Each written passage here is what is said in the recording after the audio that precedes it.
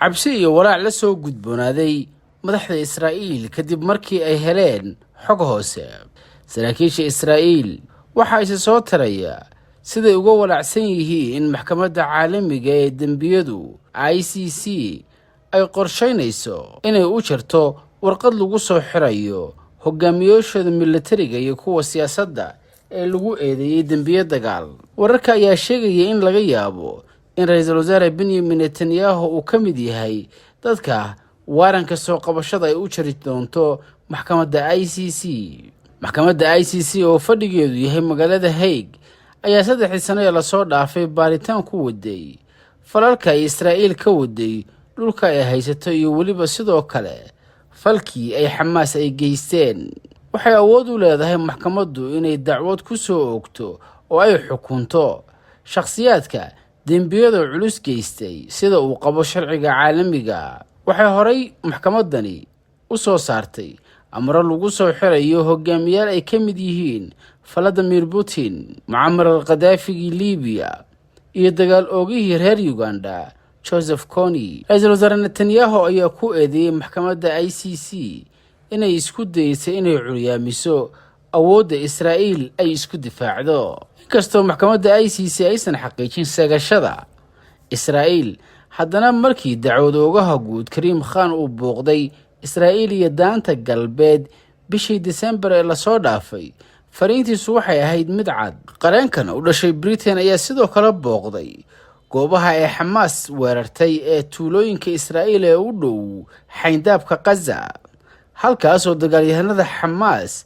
ay weerareen 7 Oktoobar.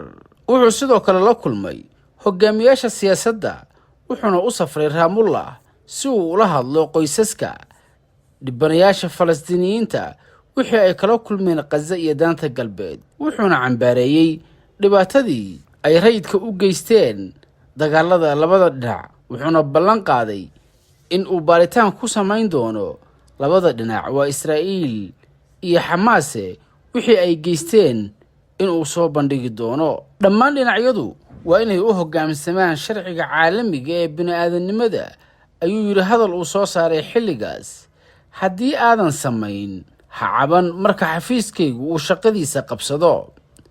Master Khan ayaa sheegay in weeraradii 7 Oktoobar oo rag hubaysan oo Xamaas ka tirsani ay ku dileen ku dhowaad 1200 oo qof oo u badnaa dad rayid ah, ayna ku qowfaasheen 253 qof sida laga soo xigtay warbixinada Israa'iil ay ka dhigan yihiin qaar ka mid ah dembiyada caalamiga ah ee ugu waaweyn. arrinka Israa'iil walwalkiisu wuxuu ahaa 2 arrimood. waxa uu carabka ku adkeeyay inay waajib tahay inuu howlgalkooda militari ee Gaza u fulinayaan si waafaqsan sharciga lagu maamulo iska horimaadyada hubaysan.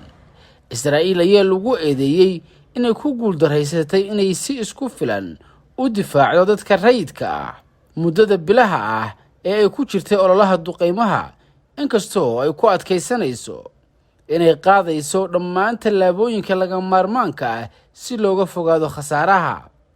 wasaaradda caafimaadka ee Xamaas ay maamusho ayaa sheegtay in ka badan 34,500 oo qof lagu dilay halkaas tan iyo markii uu dagaalku bilowday, kuwaas oo u badan carruur.